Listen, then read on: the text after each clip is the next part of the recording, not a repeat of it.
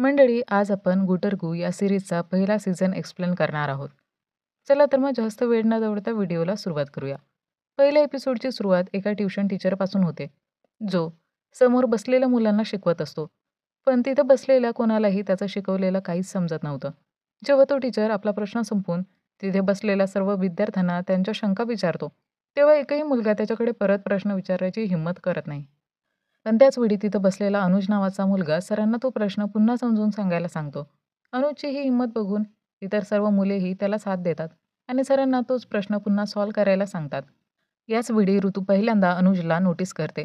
Class संपल्यानंतर ऋतू अनुजकडे जाऊन त्याच्या धाडसाची तारीफ करते. ती म्हणते, चांगलं केलंस, तू प्रश्न पुन्हा विचारलास, नाहीतर संपूर्ण क्लासमध्ये कोणालाच काही समजलं नव्हतं. इथे ऋतू अनुजला सांगू लागते की ती नुकतीच भोपाळला शिफ्ट झाली आहे आणि ती पॉल्स विलियम स्कूलमध्ये शिकते. या शाळेचं नाव ऐकताच अनुज शांत होतो, कारण त्या शाळेत सगळे श्रीमंत घरातील मुलं शिकतात. यानंतर अनुजही ऋतूला सांगतो की तो भोजनगरी स्कूलमध्ये शिकतो. थोडं दूर उभं असलेले अनुजचे मित्र उमेर आणि आदी त्याला ऋतूशी बोलताना पाहत असतात आणि मग उमेर आणि आदी इशाऱ्याने अनुजला जवळ बोलावतात. हे बघून ऋतू त्यांना दुरूनच हाय करते, कारण तिला समजलं होतं की हे अनुजचेच मित्र आहे. ती हाय करताना बघून उमेर आणि आदी एकमेकांकडे पाहतात. विचार करतात की ही मुलगी आपल्याला हाय का करत आहे. खरं म्हणजे हे दोघंही कधीच मुलीशी बोलले नव्हते. नंतर रात्री अनुज आणि त्याचे दोन मित्र ऋतूबद्दल बोलायला लागतात. ते म्हणतात की आजपर्यंत कधीच असं झालं नाही की पॉल विलियम स्कूलमध्ये शिकणाऱ्या एखाद्या मुलीने भोजनगरी स्कूलमधील एखाद्या मुलाशी बोललं असेल. कदाचित हे फक्त यासाठी झालं असेल की ती अजून नवीन आहे या भागात आणि जसं तिला आपल्या शाळेबद्दल नीट कळेल तसं ती आपल्याशी बोलणं बंद करेल. हे ऐकून अनुजही विचारात पडतो. पण मग तो म्हणतो, आज त्या मुलीने माझ्या धाडसाची तारीफ केली. हे ऐकताच त्याचे दोन्ही मित्र त्याला चिडवायला लागतात. दुसऱ्या बाजूला आपल्याला ऋतू आणि तिची आई दिसतात, जे व्हिडिओ कॉलवर आपल्या मैत्रिणींशी बोलत असतात. त्या कॉलमध्ये ऋतूच्या मैत्रिणी तिच्या आईला बोलतात की ऋतूसाठी एखादा चांगला बॉयफ्रेंड शोधा. इथे आपल्याला समजतं की ऋतूचं कुटुंब खूप मोकळ्या स्वभावाचं आहे. त्यांना अशा गोष्टींमध्ये काहीही अडचण वाटत नाही. पुढच्या दिवशी आपण बघतो की अनुज एका कुत्र्याला बिस्किट खाऊ घालत असतो. तिथे ऋतू येते आणि त्याचा फोटो काढते. ते फोटो बघून अनुज ऋतूला म्हणतो, मला माहीतच नव्हतं की मी इतका चांगला दिसतो. मग ऋतू ते फोटो पाठवण्यासाठी अनुजचा नंबर मागते. अनुज आधी तिचा नंबर तिच्याच नावाने सेव्ह करायला जातो. पण काहीतरी विचार करून तो नंबर अमित भैयाच्या नावाने सेव्ह करतो. कारण त्याला भीती वाटत असते की घरच्यांनी जर पाहिलं की माझ्या फोनमध्ये एखाद्या मुलीचा नंबर आहे, तर ते संशय घेतील. दुसऱ्या बाजूला आपल्याला अमित भैया दिसतात, जे खूप ॲटिट्यूडमध्ये क्रिकेट खेळायला ग्राउंडवर येतात.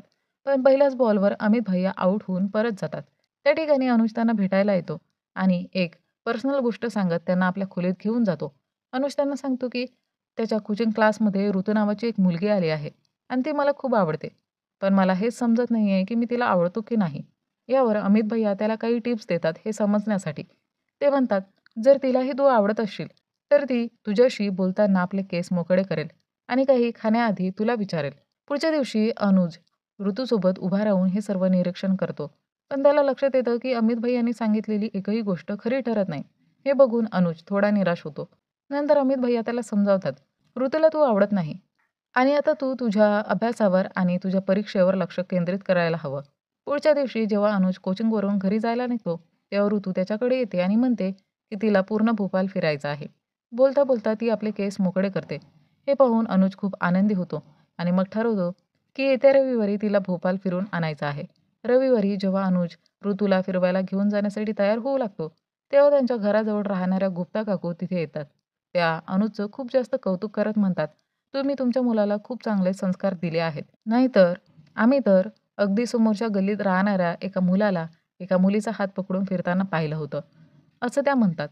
हे ऐकून अनुजचे वडील म्हणतात, आमची मुलं बिघडली नाहीत, कारण आम्ही त्यांना कडक शिस्तीमध्ये ठेवलं आहे. इथून आपल्याला कळतं की अनुजचं कुटुंब अशा गोष्टींच्या खूपच विरोधात आहे. वडिलांचं हे बोलणं ऐकून अनुज खूप घाबरतो आणि ऋतूला मेसेज करून येण्यास नकार देतो. दुसऱ्या बाजूला ऋतू तयार होऊन अनुजने सांगितलेल्या ठिकाणी पोहोचलेली असते. पण जेव्हा ती अनुजचा मेसेज वाचते, तेव्हा तिला खूप राग येतो. पुढच्या दिवशी अनुज ऋतूकडे येतो आणि तिला सॉरी म्हणतो. पण ऋतू त्याच्यावर चिडते आणि म्हणते, जर तुला मला फिरायला घेऊन जायचंच नव्हतं, तर आधीच का नाही सांगितलंस? मी तिथेच उगाच तुझी वाट पाहत बसले होते. अनुज वारंवार सॉरी म्हणतो, पण ऋतू त्याचं काहीच ऐकत नाही. रात्र झाल्यावर अनुज थेट आपल्या अमित भैयाकडे जातो आणि त्याला ही सगळी गोष्ट सांगतो. तेव्हा अमित भैया त्याला एक चिठ्ठी लिहून देतात, ज्यात अनुजच्या भावना लिहिलेल्या असतात. ते म्हणतात, ही चिठ्ठी तू उद्या ऋतूला दे पुढच्या दिवशी अनुज चोरपणाने ऋतूच्या बायोबुकमध्ये ती चिठ्ठी ठेवतो. पण ऋतूची मैत्रीण सोना ती बायोबुक घेऊन घरी जायला लागते. हे पाहून अनुज ऋतूच्याकडून ती बायोबुक मागतो आणि बहाणा करतो की माझ्या बहिणीचा उद्या एक्झाम आहे आणि तिला या बुकमधूनच अभ्यास करायचा आहे. यावर ऋतू सोनलला ती बुक अनुजला देण्यासाठी सांगते आणि ज्यावेळी सोनल ती बुक देत असते तेव्हा त्यातलं लेटर खाली पडतं. ते वाचल्यानंतर सोनल ऋतूला सांगते की तिने ही गोष्ट टीचरला सांगावी. पण ऋतू ते लेटर घेऊन काहीही न बोलता स्माईल करत तिकडून निघून जाते आणि इथेच एपिसोड 1 संपतो. एपिसोड 2 ची सुरुवात होते तिथून, जिथे ऋतू आणि अनुज एकमेकांशी चॅटिंगवर बोलत असतात. दोघांची चांगली मैत्री झालेली असते. तेव्हा अनुजचे 2 मित्र त्याच्याकडे येऊन विचारतात, "तू तिच्याशी इतकं बोलतोस, मग आजपर्यंत तू तिला किस केलंय की नाही?" अनुजकडे याचं काही उत्तर नसतं. मग त्या दोघांना संशय येतो आणि ते विचारू लागतात, की "ऋतू खरंच तुझी गर्लफ्रेंड आहे की नाही?" यावर अनुज खोटं बोलतो, "हो, आम्ही दोघांनीही एकमेकांना किस केला आहे आणि ती माझी गर्लफ्रेंड आहे." दोघं निघून गेल्यावर अनुज ऋतूला किस करण्याचा विचार करतो.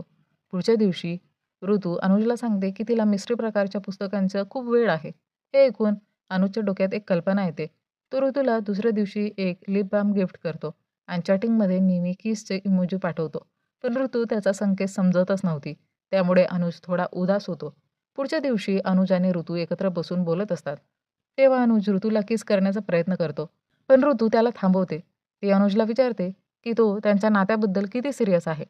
तेव्हा अनुज तिला म्हणतो, की "मी आपल्या रिलेशनशिपबद्दल खूपच गंभीर आहे." हे काहीतरी करण्यासाठी ऋतू त्याला पुढच्या मॅथ टेस्टमध्ये तिच्यापेक्षा जास्त मार्क मिळवण्याचं आव्हान देते आणि म्हणते, "जर तसं झालं, तर मी तुला एक किस देईल." सुरुवातीला अनुज नकार देतो. पण विषय किसचा असल्यामुळं तो तयार होतो. मग तो पूर्ण लक्ष देऊन मॅचची तयारी करू लागतो. इतकंच नाही तर तो ऋतूच्या मेसेजेसला सुद्धा रिप्लाय करणं थांबवतो. मॅथ टेस्टसाठी 1 दिवस बाकी असतो. तेव्हा तो आपल्या भावाला सांगतो, की त्याने त्याचा मॉक टेस्ट घ्यावा. अनुजचे मॉक टेस्टमध्ये फक्त 50 मार्कच येतात. हे मार्क्स पाहून तो खूपच उदास होतो आणि दमून आपल्या मित्रांकडे जातो आणि काही जुगाड करण्यास सांगतो. तेव्हाच त्याचे दोघे मित्र त्याला चाऊमिन खायला देतात, जेणेकरून त्याचं पोट बिघडेल आणि तो टेस्टला जाऊ शकणार नाही.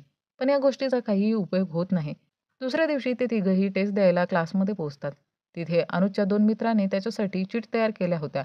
त्या चीटवरून बघून अनुज संपूर्ण पेपर सॉल्व्ह करतो. पण तेवढं तिथं बसलेली एक मुलगी अचानक अनुजच्या आन्सर शीटवर उलटी करते, ज्यामुळे त्याची संपूर्ण शीट खराब होते. अनुज फक्त त्या मुलीकडे पाहत राहतो. विचार करतो की हिनं असं का केलं? तेव्हाच टीचर येते आणि म्हणते, "अनुज, तू ही टेस्ट पुन्हा दे." तेही माझ्या बाजूला बसून. आता अनुज अडकतो, कारण त्याला खरंच काही येत नव्हतं. पण तरी तो पुन्हा टेस्ट देतो आणि टेस्ट देऊन बाहेर येतो तेव्हा बघतो की ऋतू 3 तासांपासून त्याची वाट पाहत बाहेर बसलेली असते. हे पाहून अनुज खूप खुश होतो. यानंतर दोघं एकत्र घरी जायला लागतात. वाटेत अनुज ऋतूला सांगतो की की तो एक्झाममध्ये चीट करत होता, म्हणून त्याच्यासोबत असं घडलं. तेव्हा ऋतू त्याला सांगते, "जेव्हा मी तुझा उदास चेहरा पाहिला, तेव्हा मीही मुद्दामून 2-3 उत्तरं चुकीची लिहिली." हे ऐकून अनुज ऋतूला विचारतो, "म्हणजे तूही मला किस करायला इच्छित होतीस का?" त्यावर ऋतू म्हणते, "असं काही नाही आहे. पण ही माझ्या आयुष्यातील पहिली किस आहे, म्हणून मला तुझी टेस्ट घ्यायची होती." तिथे अनुज ऋतूला सांगतो, की त्याने किसबद्दल खूप रिसर्च केला आहे आणि त्याचे मित्र आदी आणि उमेर म्हणतात, की जेव्हा आपण किस करू, तेव्हाच आपण खरं गर्लफ्रेंड बॉयफ्रेंड बनू. हे ऐकून ऋतू त्याच्या मित्रांवर हसते आणि अनुजची मेहनत बघून ऋतू त्याच्या गालावर किस करते. हे पाहून अनुज शॉक होतो. पण आतून तो खूपच खुश असतो. याच ठिकाणी एपिसोड 2 संपतो. एपिसोड 3 ची सुरुवात होते सम्राट नावाच्या एका मुलापासून, जो आपल्या मित्रांसोबत फुटबॉल खेळत असतो. तिथेच तो पहिल्यांदा ऋतूला शाळेत पाहतो आणि पहिल्या नजरेतच तिला पसंत करतो. यानंतर सम्राट अनुजला कॉल करतो आणि सांगतो, की ऋतूपासून दूर राहा. या दोघांमध्ये वाद होतो आणि गोष्ट इतकी वाढते, की ते दोघं ठरवतात, की पुढच्या रविवारी ऋतूसाठी एकमेकांशी लढणार. अनुज ही सगळी गोष्ट आपला मित्र उमेर आणि आदीला सांगतो. ते सम्राटचं नाव ऑनलाईन सर्च करतात आणि त्यांना कळतं, की सम्राट तर एक बॉक्सिंग चॅम्पियन आहे. हे ऐकून अनुज आणि त्याचे मित्र घाबरून जातात. तेव्हा आदी त्याला सांगतो, की हे सगळं ऋतूला सांगावं. पण बाजूला बसलेले अमित भैय्या अनुजला थांबवतात आणि म्हणतात, "जर तू ऋतूला हे सगळं सांगितलंस, तर ती तुझ्याबद्दल हाच विचार करेल, की ज्याला मी पसंत करते, तो मला प्रोटेक्ट सुद्धा करू शकत नाही." हे ऐकून अनुज अमित भैय्यांकडून मदतीची विनंती करतो. तेव्हा अमित भैय्या त्याला सांगतात, "उद्या कोचिंगनंतर तयार राहा." पुढच्या दिवशी आपण पाहतो, की अमित भैय्या अनुजला घेऊन आपल्या मित्र टेन्जोकडे जातात, ज्याने कराटे क्लास सुरू केला आहे. अमित भैय्या टेन्जोला सांगतात, की या रविवारी सम्राट नावाच्या बॉक्सिंग चॅम्पियनशी याला एका मुलीकरता लढायचं आहे. म्हणून याला मजबूत बनव. टेन्जो तयार होतो आणि अनुजची ट्रेनिंग सुरू होते. तो इतकी कडक मेहनत घेतो की अनुजच्या शरीरात सगळीकडे दुखू लागतं. पण अनुज ऋतूसाठी सगळं काही सहन करायला तयार असतो. दरम्यान अनुजची आई त्याच्या क्रिकेटची बॅग साफ करत असते. पण अनुज तिला थांबवतो आणि म्हणतो, "मी स्वतःच साफ करतो." पुढच्या दिवशी कोचिंग संपताच अनुज लगेच कराटे क्लासला जायला निघतो. तेव्हा ऋतू त्याला थांबवते आणि विचारते, की तो इतका बिझी का आहे? त्यावर अनुज खोटं बोलतो, की "माझ्या घरी मावशी आली आहे. त्यांना फिरवायला न्यायचं आहे." पण तेव्हाच तिथे सम्राट दोघांनाही भेटायला येतो आणि ऋतूसोबत गोड-गोड गप्पा मारायला लागतो. ज्या क्षणी ऋतू सम्राटशी बोलत असते हे पाहून अनुजला खूप राग येतो. तो लगेच सम्राटला अडवून त्याच्याशी हस्तांदोलन करतो. पण सम्राट त्याचा हात खूप जोरात दाबतो. तरीसुद्धा अनुज ऋतूसमोर आपला त्रास दाखवत नाही. त्यानंतर अनुज तिकडून निघून थेट टेंजोच्या क्लासमध्ये पोहोचतो. जिथे कराटे शिकताना त्याच्या नाकाला मार लागतो आणि रक्तसुद्धा येऊ लागतं. पुढच्या दिवशी जेव्हा अनुज कोचिंगमध्ये ऋतूला टाळण्याचा प्रयत्न करतो, तेव्हा ऋतू त्याच्या जवळ येते आणि त्याच्या नाकावरील जखम पाहून विचारते, की हे कसं झालं? त्यावर अनुज पुन्हा एक खोटं बोलतो, की माझ्या मावस भावाने लाथ मारली. आता ऋतूला अनुजवर संशय येऊ लागतो, पण ती काहीच विचारत नाही. रात्री ऋतू आपल्या मैत्रिणीशी ग्रुपमध्ये चॅट करताना म्हणते, "अनुज हल्ली मला खूप इग्नोर करतो आहे." त्यावर तिच्या मैत्रिणी म्हणतात, "कदाचित त्याचं कोणाशी तरी अफेअर असेल." पण ऋतू हे मानत नाही. पुढच्या दिवशी ऋतू अनुजचा पाठलाग करून कराटे क्लासमध्ये पोहोचते. जिथे ती त्याला कराटे शिकताना पाहते आणि विचारते, "तू हे सगळं का करत आहेस?" त्यावर अनुज म्हणतो, "आजपासून तुझा अनुज ईंट का जवाब पत्थर से देगा." तेव्हा टेंजो अनुजला एका मुलीशी कराटे फाईट करण्यास सांगतो. पण इथे अनुज सहज पराभूत होतो. तो त्या मुलीकडून मार खात असताना ऋतू त्याला पाहते. नंतर संडेचा दिवस येतो. सकाळी अनुज पूजा करून आपल्या मित्रांसोबत सम्राटने सांगितलेल्या ठिकाणी पोहोचतो. उमेर आणि आदी सम्राट व त्याच्या गँगला पाहून घाबरतात, पण तरीही ते अनुजच्या पाठीशी उभे राहतात. इथे सम्राट पुन्हा एकदा अनुजला शेवटची चेतावणी देतो. पण अनुज पूर्ण तयारीनिशी कराटे पोजमध्ये समोर उभा राहतो. तेवढ्यात सम्राटला मारण्यासाठी त्याची गर्लफ्रेंड तिथे पोहोचते, जिला ऋतू घेऊन आली असते. सम्राट तिला पाहताच घाबरतो आणि तिकडून पळून जातो. अनुजने ऋतूला इतकं सारं खोटं बोलल्यामुळे तिच्यासोबत तो नजर देखील मिळू शकत नव्हता. तेव्हा ऋतू त्याला रागवते आणि म्हणते, "तू मला हे सगळं आधीच सांगायला हवं होतं, कारण तूही मला आवडतोस आणि तुझ्याशिवाय मी इतर कोणालाही डेट करू शकत नाही." यावर अनुज तिच्यापासून गोष्टी लपवल्याबद्दल सॉरी म्हणतो. मग ऋतू त्याला सांगते, "पुढच्या वेळी काहीही असं झालं तर मला नक्की सांग, कारण मी कराटेमध्ये ब्राऊन बेल्ट आहे." हे ऐकून उमेर, आदी आणि सोनल हसायला लागतात आणि म्हणतात, "अनुज, तुझी गर्लफ्रेंड फक्त प्रेमच नाही, तर तुला प्रोटेक्टही करेल." आणि इथेच तिसरा एपिसोड संपतो. चौथ्या एपिसोडची सुरुवात होते, जिथे आपण पाहतो की अनुज सकाळी तयार होऊन ऋतूच्या आलेल्या मित्रमैत्रिणींना भोपाल दाखवण्यासाठी मनभावन टेकडीवर पोहोचतो आणि तिथे ऋतूला कॉल करतो. दुसरीकडे आपण पाहतो की ऋतू आणि तिचे सगळे फ्रेंड्स अजून झोपलेले असतात. ऋतू कॉल उचलून सांगते की सगळे मित्र काल रात्री खूप उशिरा पोहोचले होते, म्हणून अजूनही झोपले आहेत. हे ऐकून अनुजला खूप राग येतो आणि तो म्हणतो, "मी सकाळी 5 वाजता उठून इथे आलो आहे." तेव्हा ऋतू त्याला 11 वाजता लेकच्या बाजूला भेटायला सांगते. हे ऐकून अनुज मान्य करतो, पण त्याला आतून वाईट वाटतं. 11 वाजता अनुज ऋतू आणि तिच्या सगळ्या मित्रमैत्रिणींना भोपाल फिरवायला लागतो. तिथे राशी पुन्हा पुन्हा खोटं बोलून अनुजची खिल्ली उडवत असते. पण अनुज त्यांच्या बोलण्याकडे दुर्लक्ष करतो. यानंतर अनुज ऋतूच्या सगळ्या मित्रमैत्रिणींकरता सोडा बनवायला लागतो. पण त्यांनी आधीच कॉफी ऑर्डर केली असते. अनुज त्यांना सोडा प्यायला सांगतो. पण तो त्याच्याकडे लक्ष न देता कॉफी पितात. हे पाहून अनुजला खूप वाईट वाटतं. यानंतर रात्री अनुजकडून त्यांचा ग्रुप फोटो काढून घेते. पण फोटो चांगला नाही असं सांगून पुन्हा फोटो न काढायला सांगते. हे पाहून अनुज खूप दुखावतो आणि तो साईडला जाऊन बसतो. तेव्हा ऋतू येऊन त्याला समजावते, "तू माझ्या फ्रेंडच्या बोलण्याकडे लक्ष देऊ नकोस. ते फक्त मस्ती करत आहे." आणि ती अनुजला विचारते, "तुझी पहिली डेट कशी होती?" याला उत्तर देण्याआधी राशी ऋतूला बोलवून घेते. पण ऋतू अनुजला मेसेज करून सांगते, की आपली पहिली डेट मनभावन टेकडीवर करूया. हे ऐकून अनुज आनंदी होतो. यानंतर सगळे एकत्र जेवायला कॅफेमध्ये जातात. तिथे राशी आणि पायल अनुजला ऋतूच्या आवडीनिवडीबद्दल विचारतात. अनुज त्यांच्या सगळ्या प्रश्नांची चुकीची उत्तरं देतो. ज्यामुळे राशी त्याची खिल्ली उडवते आणि अनुज तिकडून बाहेर निघून जातो. तेव्हा ऋतू पुन्हा त्यांना समजावते. पण यावेळी अनुज रागाने थेट ऋतूवरच ओरडतो आणि म्हणतो, "तुझ्या मित्रमैत्रिणींना अजिबात लाज नाही का, की त्यांनी सकाळसाठी मला एकदाही सॉरी बोललं नाही." ही गोष्ट राशी ऐकते आणि रागाने अनुजला सॉरी बोलते. ऋतूला तिकडून घेऊन जायला बोलते. पण अनुज राशीसोबत वाद घालायला लागतो. दोघांमध्ये वाद होताना पाहून ऋतू अनुजला तिकडून निघून जायला सांगते. हे पाहून अनुजला खूप वाईट वाटतं आणि तो अमित भैयाकडे जाऊन सगळी गोष्ट सांगतो. अमित भैया त्याच्या बाजूने बोलतात आणि म्हणतात, "यात तुझी काहीही चूक नाही. म्हणून आता तू ऋतूला काहीही बोलायचं नाही, जोपर्यंत ती स्वतः येऊन तुला सॉरी बोलत नाही." पुढच्या दिवशी ऋतूचे सगळे मित्रमंडळी त्यांच्या त्यांच्या घरी निघून जातात. त्यानंतर अनुज कोचिंगमध्ये ऋतूला पूर्णपणे दुर्लक्षित करतो.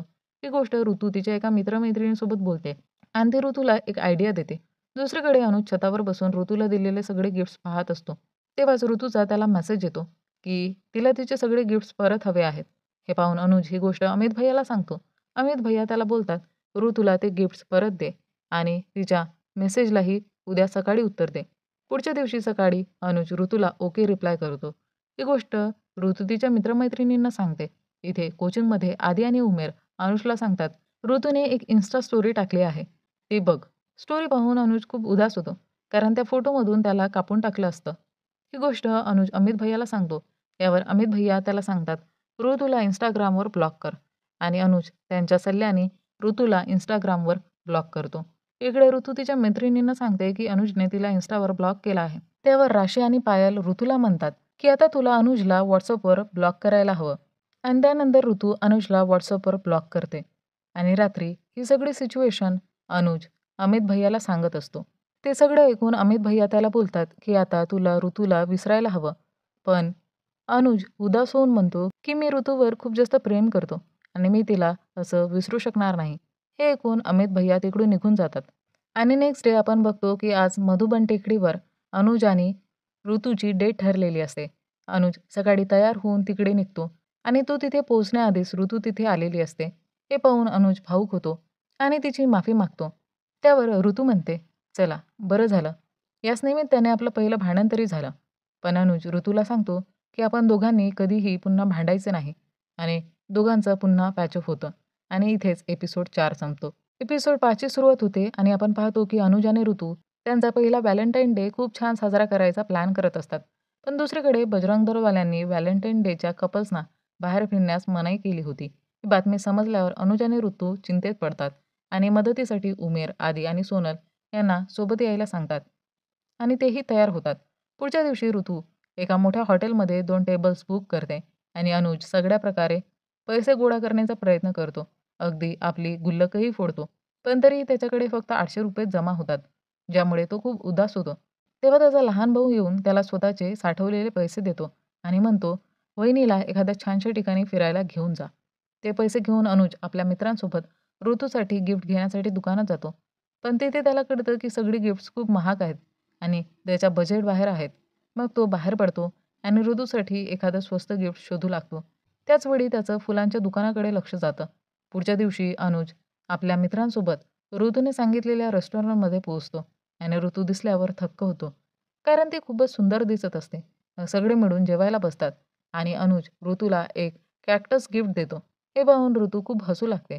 तेव्हा अनुज तिला बोलतो की हे कॅक्टस गिफ्ट देण्याचा अर्थ असा आहे की आपलं नातंही या कॅक्टससारखं आहे, जे कोणत्याही परिस्थितीमध्ये टिकतं. हे गिफ्ट मिळाल्यावर ऋतू अनुजला तिचं गिफ्ट देते आणि उघडण्याआधी एक प्रश्न विचारते, तू मला प्रेम का करतोस? अनुज उत्तर देणारच इतक्यात वेटर बिल घेऊन येतो. बिल पाहून अनुज आपल्या मित्रांवर रागवतो आणि विचारतो, तुम्ही असं काय खाल्लं की ₹6000 बिल आलंय? ऋतू स्वतःच बिल भरण्याचा प्रयत्न करते, पण मशीन तिचं डेबिट कार्ड रिजेक्ट करते. त्यामुळे ती जवळच्या ATMमध्ये पैसे काढायला जाते आणि तिथे तिला समजतं की तिचं कार्ड एक्सपायर झालं आहे. मग ऋतू सोनलला घेऊन तिच्या घरी जाते आणि तिची आई घरी नसते. म्हणून ती जिन्याने वरच्या मजल्यावर आपल्या रूममध्ये जाते. तेवढ्यात तिचे बाबा, जे खूप दिवसांनी कामावरून घरी आलेले असतात, तिला पाहतात. यानंतर आपण पाहतो की ऋतू आपल्या बाबांना घेऊन त्या रेस्टॉरंटमध्ये पोहोचते, जिथे तिचे बाबा सगळं बिल भरतात आणि मग ते अनुजला ऋतूला डेट करण्याबद्दल विचारतात. सुरुवातीला अनुज त्यांना बोलतो, "अरे नाही अंकल, आम्ही फक्त फ्रेंड्स आहोत."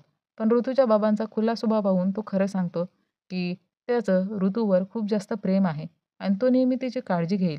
हे ऐकून ऋतूचे बाबा खूप खुश होतात. यानंतर आपण पाहतो की अनुज आणि ऋतू मधुबन टेकडीवर बसलेले असतात.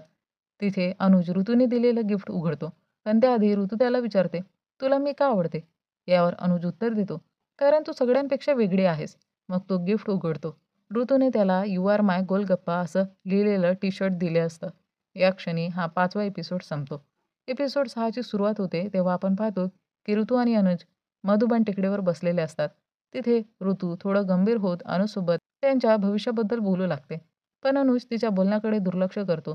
नंतर जेव्हा ऋतू घरी पोहोचते, तेव्हा तिचे बाबा तिला विचारतात, "तू अनुजला खरं सांगितलं का?"